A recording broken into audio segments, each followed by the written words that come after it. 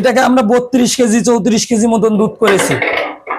বললে হজম হইতে চায় না, তারা স্বাভাবিক মানুষ এগুলো খাইতে পারে। যাদের ডায়াবেটিস তারা খাইতে পারবে। এগুলো মনে করেন যে হচ্ছে অনেকে রান্না বান্নার কাজে ইউজ করতে পারবে। মুখে ফেস কত টাকা দিয়ে বিক্রি করেন? আমরা এটা 140 টাকা বর্তমান বাজার হিসেবে বিক্রি করি। ভাই এই যে হচ্ছে কাঠিগুলো দেওয়ার কারণ কি? এই কাঠিগুলো দেওয়ার কারণ হচ্ছে দেবেন এটা নিচে কিন্তু হচ্ছে আগুন দেওয়া হবে। আগুন দেওয়া হবে তাপে তাপে কিন্তু এটা। আসসালামু আলাইকুম। ওয়ালাইকুম আসসালাম।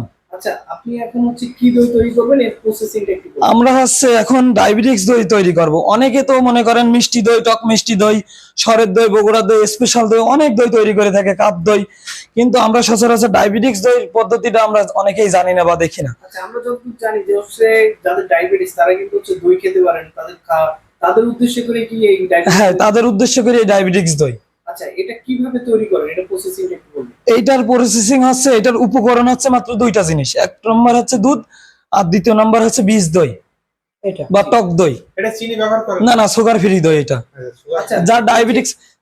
এখানে যে দইটা, এই যে দুধটা দেখতে পাচ্ছি, এখানে কত কেজি দুধ ছিল বা কিভাবে এটা? এখানে আপনার 50 কেজি দুধ ছিল। এটাকে আমরা 32 কেজি 34 কেজি মতন দুধ করেছি। জি, এটা থেকে হচ্ছে আর ওই 34-35 খুরেই দই বের হবে। এবার বীজ দিচ্ছি। এই যে বীজ দিচ্ছে দেখেন। এটা বীজ দেওয়া হচ্ছে? হ্যাঁ, বীজ দেওয়া দই। এটা কি বীজ একটু বেশি পরিমাণ দেওয়া হয় এটাই? হ্যাঁ হ্যাঁ, একটু বেশি। এটা হচ্ছে বগুড়ার দইয়ের তুলনায় একটু বেশি দেওয়া হয়। আচ্ছা আচ্ছা। এটা বেশি দেওয়ার কারণটা কি? এটা বেশি দেওয়ার কারণ হচ্ছে এতে তো চিনি দেওয়া নাই। এই দুধটা জমানোর জন্য একটু বীজের পরিমাণ বাড়তে দিতে হয়, যেহেতু এটা শুধু দুধ আর বীজ দইয়ের মিশ্রণে এই দইটা সম্পন্ন করা হচ্ছে।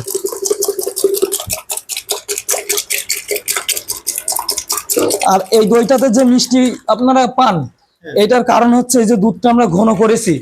মানে যে 30 কেজি দুধ, 50 কেজি দুধে আমরা 30 কেজি 32 কেজি করেছি। এর কারণে এই দুধটা মনে করেন যে একটু মিষ্টি মিষ্টি লাগে। এটা হচ্ছে আল্লাহ প্রদত্ত মিষ্টি, যে গরুর দুধে যে একটু মিষ্টি মিষ্টি ভাব থাকে জাল করলে, সেই মিষ্টিটা আমরা বুঝতে পাই। এটার উপকারিতা অনেক। এটা হচ্ছে আপনার হজম শক্তি বাড়ায়। মনে করেন যে যাদের বদ হজম হয়, খাওয়া দাওয়া করলে হজম হইতে চায় না, তারা স্বাভাবিক মানুষ এগুলো খাইতে পারে। যাদের ডায়াবেটিস তারা খাইতে পারবে। এগুলো মনে করেন যে হচ্ছে অনেকে রান্না বান্নার কাজে ইউজ করতে পারবে। মুখে ফেসিয়াল করতে, চুলে দেওয়ার জন্য ব্যবহার করতে পারবে। এটা কি মুখে ফেশিয়াল করার জন্য? হ্যাঁ হ্যাঁ, মুখে ফেসিয়াল করার জন্য বা মাথার চুলের উপকারিতা বাড়ানোর জন্য ব্যবহার করতে পারে। এর উপকারিতা অনেকে। এই টক দইয়ের যে ব্যাকটেরিয়া, এটা আমাদের শরীরের জন্য অনেক উপকার, হজম শক্তির ক্ষেত্রে।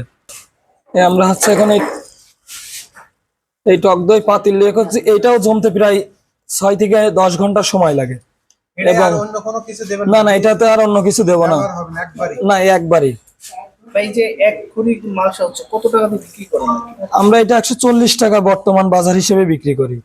কিন্তু আমরা ঢাকা শহরে দেখি হচ্ছে 250 টাকার নিচে কোনো খুঁড়েই নাই। এটা আসলে মানে কিভাবে সম্ভব? আপনারা তো কমে হয়তোবা তাদের ওখানে দুধের দাম বেশি বা অনেক উপকরণের জিনিসের দাম বেশি, তাদের উৎপাদন খরচ বেশি, এক কথায় তাদের দোকান ভাড়া বা কারিগর সবকিছু বেশি। আর আমাদের মফস্বল শহর হিসেবে আমরা যদি একটু বেশি দাম চাই, আমাদের বেচা কেনাটা আর হবে না।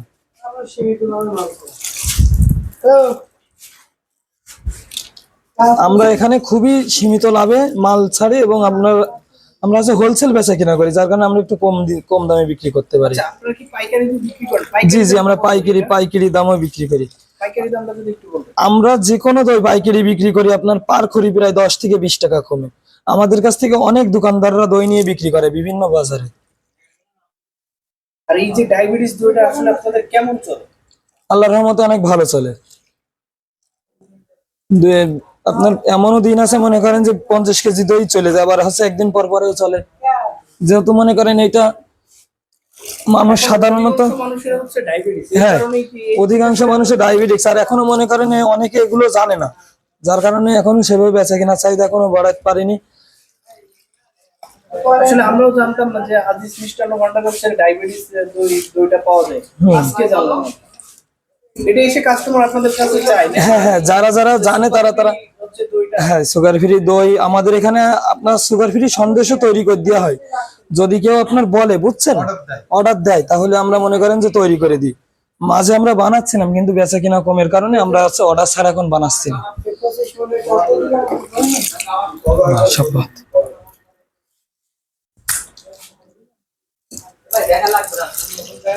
এইটার মনে করেন যে কাজ সম্পূর্ণ করে দেবো হচ্ছে আপনার এই দইটা পাতানোর পরে এর উপরে হচ্ছে কাঠি এবং পেপার দিয়ে আর ঢেকে দেবো, দেওয়ার পরে হচ্ছে এটা বস্তা দিয়ে দম দেবো।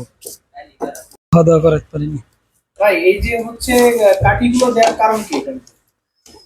এই কাঠিগুলো দেওয়ার কারণ হচ্ছে যাতে এইটার উপরে খবরের কাগজ দেব, দেওয়ার পরে এটা বস্তা দিয়ে আমরা ঢেকে দেবো, দম দেব, যাতে খবরের কাগজ এবং বস্তাটা এই দইতে না লাগে। যার কারণে আমরা একটা কাঠি দিয়ে মনে করেন সম্পূর্ণ ঢেকে দিচ্ছি। এই দেখেন এখন আমরা এটারে খবরের কাগজ দিয়ে আপনার র্যাপিং করে দেবো, দেখেন কিভাবে। এটা হচ্ছে কাগজ দিয়ে ঢেকে দিবেন না? জি জি জি।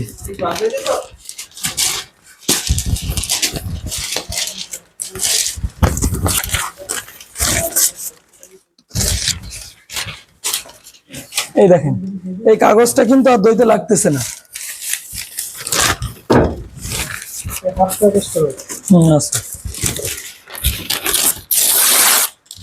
এটা একবার কালকে সকালে উঠাবেন না? জি জি জি, এটা আমরা হচ্ছে দইটা জমে গেলে তারপর তো এটা কাগজগুলো আমরা বের করে দেবো, ঠিক আছে, বস্তা এবং কাগজগুলো বের করে দেবো, তারপরে তাই মনে করেন যে সকালবেলায় দোকানে এসে। এটা নিচে হচ্ছে আগুন দিবেন। ভাই এটা নিচে কি আগুন দিবেন না? জি জি, এটা নিচে আগুন দেবো, দেখাচ্ছি আগুন দেওয়াটা।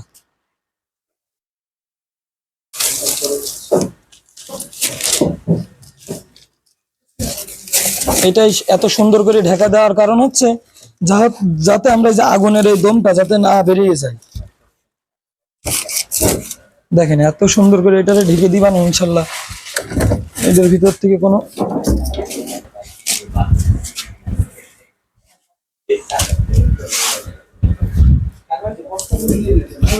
বস্তাগুলো আমি বস্তা মারতে লাগছে ওতে না লাগে।